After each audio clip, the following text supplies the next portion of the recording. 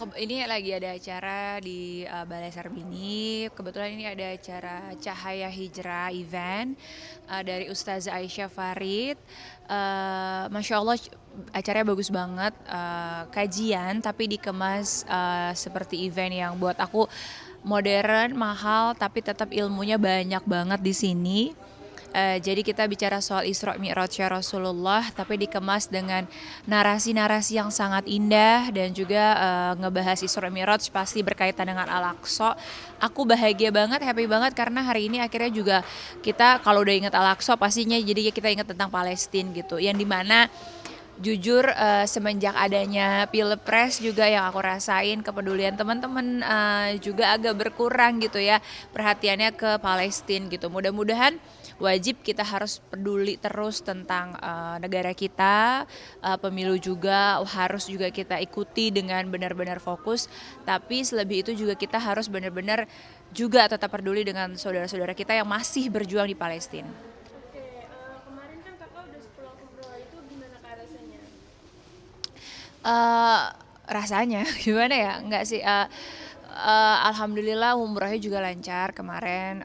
Memang sedih juga sih kayak baru kepikiran juga kenapa nggak sekalian ke Al-Aqsa ya gitu. Makanya akhirnya mau bikin planning juga sama Habib. Insyaallah next kalau saya naik umroh itu wajib banget kita mau wajibin juga nggak cuman ke Masjidil Haram di Mekah dan di Madinah, tapi kepengen juga ke Al-Aqsa.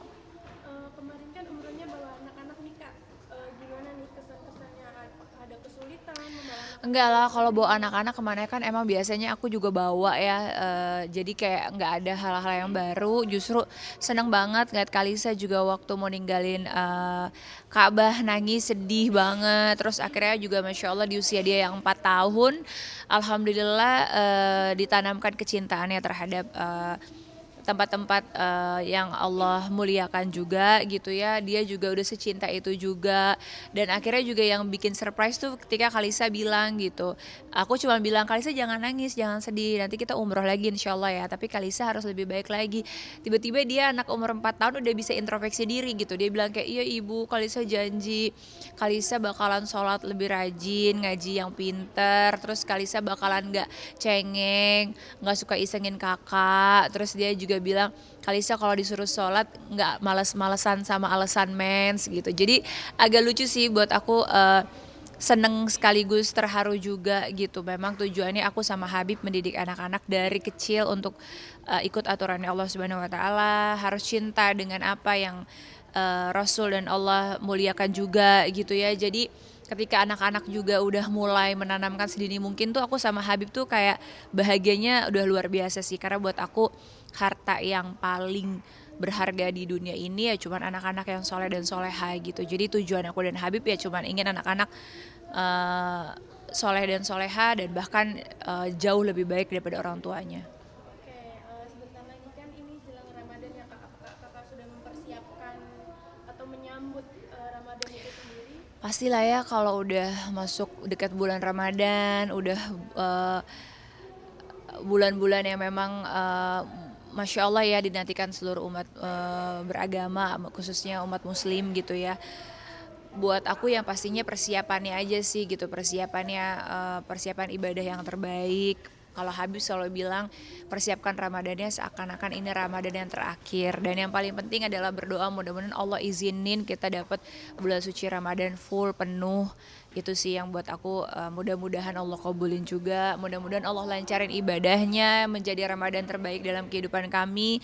Dan juga mungkin tahun ini tahun belajar pertamanya juga Kalisa puasa karena udah 4 tahun gitu. Karena kakak-kakaknya justru alhamdulillah 4 tahun itu udah ada yang full puasanya gitu. Jadi makanya kepingin juga Kalisa juga belajar puasa di usia 4 tahun. Oh, berarti mulai Ramadan ini Kalista sudah dikenalin ya Insya sama Allah ayah. dikenalin, insya Allah dikenalin. Kalau orang bilang kan kasihan kasihan, kalau buat aku tuh untuk membiasakan hal yang baik tuh nggak ada kasihan. Kayak orang biasanya, aduh jangan dibangunin sholat subuh deh, kasihan kasihan. Kalau buat aku nanti kayak anak-anak waktu itu umur 6 tahun tuh udah kita wajibin untuk sholat subuh gitu ya, meskipun kesian tapi buat aku kayak lebih baik dibiasain dari kecil daripada nanti besarnya susah gitu. Kalau dibiasain dari kecil, insya Allah nanti besarnya dia sudah terbiasa. Jadi buat aku dan Habib, parentingnya itu nggak ada parenting kesian, tapi parenting kita adalah parenting yang terbaik, memudahkan anak-anak di kemudian hari, justru bukan memberatkan mereka gitu. Oke, sorry ya kak, sebelumnya aku mau tanya, mungkin kalau kakak Kartika Putri menanggapi sebagai seorang istri Habib, karena yang sekarang lagi viral tren Ustadz flexing itu gimana ya kak? Sebuat aku sih gini ya, bukan ustadz flexing ya. Jadi buat aku ustadz itu juga manusia. Makanya aku selalu bilang gitu ke seluruh followers aku juga, pengikut aku juga gitu ya, bahwa kalau kita ingin mengikuti manusia yang terbaik adalah ikutilah Rasulullah. Karena manusia yang terbaik Allah yang sebutkan dalam Al-Quran dan hadis itu adalah Rasulullah.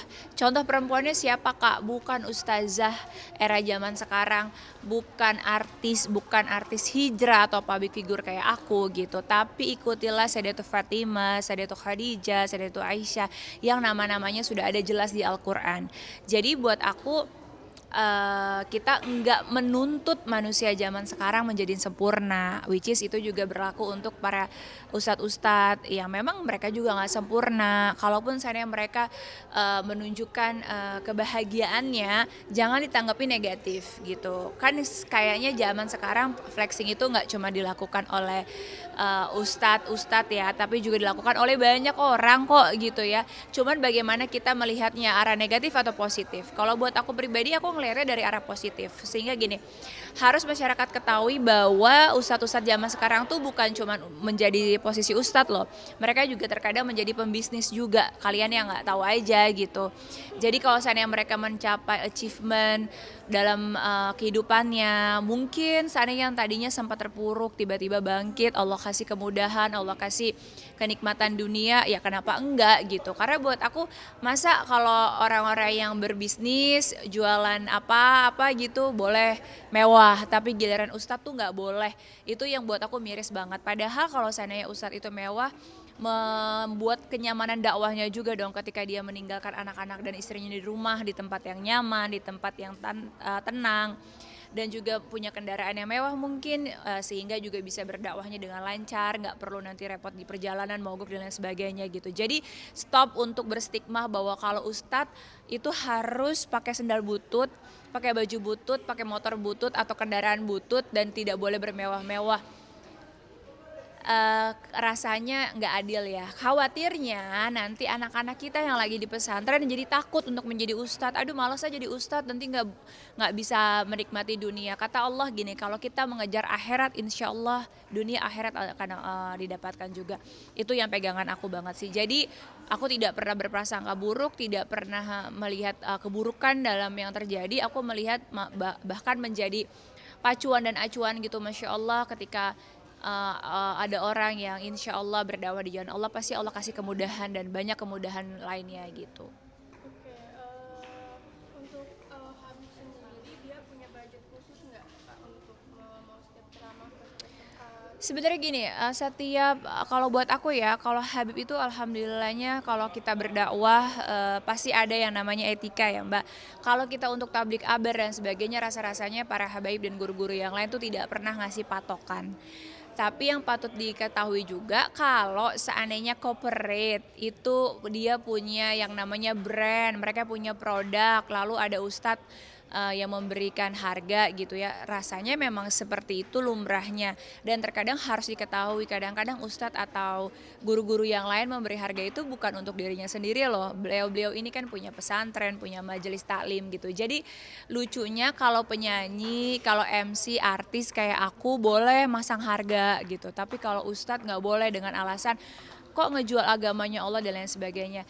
Rata-rata yang memberi harga itu biasanya kepada corporate yang juga mereka memang perusahaan besar, ya memang sudah ada dananya untuk ke arah situ, dan juga pasti insya Allah digunakan oleh guru-guru kita juga untuk berdakwah. Itu sih, jadi kalau Habib pribadi, memang kalau untuk menerima schedule, Habib tidak pernah memberikan patokan gitu. Kecuali kalau emang di TV kan justru memang ditanya gitu kan, beda cerita lagi. Dan TV kan juga ada komersilnya juga, ada iklannya masuk juga gitu. Jadi media dakwah orang itu berbeda-beda. Maka kalau kita nggak tahu, aku sering banget sih denger ini ustadz ini mahal banget gitu. buat aku kalau kalian nggak bisa bayar ya udah nggak usah digibahin lah gitu, karena nggak ada kok ustadz yang semahal penyanyi loh. Penyanyi ada yang lebih mahal, apalagi ustadz ini membawa dakwah yang nilai positif untuk kehidupan kita dunia akhirat. Jadi inilah yang buat aku agak sedih, masyarakat yang apa ya, melihat sebelah mata terus gitu, tidak membuka hati dan pikirannya gitu. Oke, sebagai seorang istri Habib, ada Istri nggak Habib mulu ya. apakah ada apa namanya treatment sendiri atau apa namanya perawatan sendiri gitu nggak sih Kak dari Apa Habibnya? hubungannya? Apa hubungannya tuh? Gimana, Mbak? Pertanyaannya Iya, gimana jadi nih? kan kakaknya kan seorang istri Habib, Heeh. ada nggak ke apa namanya treatment khusus dari seorang Habib dikasih misalnya ini kakak buat perawatan ya gitu gitu. Oh, maksudnya gini loh, Habib itu manusia juga, Ustadz itu manusia juga. Jadi stop untuk melabelin istri Habib kalau buat aku. Kewajiban yang Allah tuliskan dalam Al-Quran dan hadis berlaku untuk seluruh muslimah di muka bumi ini. Bukan cuma untuk istri Habib, bukan untuk istri Ustadz gitu. Jadi kalau aku ngelihat ada orang yang bilang, ih istri Habib kok gini, istri Habib kok gitu, yang ngomong orang muslim juga aku ketawa gitu, karena ajaran agama Islam tidak ada khusus untuk istri Habib, nggak ada tuh, tapi khusus untuk seluruh muslimah di muka bumi ini gitu ya. Jadi kalau seandainya saya sebagai manusia biasa memiliki suami, suami pasti menafkahi. Nah itulah pinter-pinternya kita sebagai istri, ilmu yang sudah diberikan ke suami. Ya kalau seandainya perawatan untuk suami ya kenapa enggak, selagi suami mampu. Kalau aku gitu, kita harus tahu ukuran suami kita, rezeki suami kita, karena setiap rumah tangga rezekinya beda-beda. Jadi kalau aku tutup mata dengan kehidupan orang lain, ketika ada ngelihat yang sukses, yang baik, aku sholawatin Allahumma shalli ala Muhammad wa ala sayyidina Muhammad. Tapi kalau seandainya ada yang nggak baik, kita beristighfar dan menjadikan contoh, jangan sampai kita kayak gitu. Itu aja sih kalau untuk uh, kehidupan tuh ya, aku manusia biasa. That's why aku selalu bilang banget sama di media sosial aku ya, bahwa kalau kalian mau ngikutin, jangan ikutin Kartika Putri. Kartika Putri itu tuh manusia biasa, fakir ilmu, tempatnya salah, tempat yang masih kosong, yang masih belajar dan menimba ilmu. Jadi kalau kalian pengen ngikutin siapa untuk berhijrah, ikutin Sayyidatul Fatimah, ikutin Sayyidatul Khadijah, Sayyidatul Aisyah yang memang namanya jelas ada di Al-Quran dan hadis dan sudah diakui oleh Allah Subhanahu Wa Taala ya. Oke, terima kasih ya Kak. Cukup Makasih ya. untuk wawancara hari ini. Terima Makasih. kasih Kak.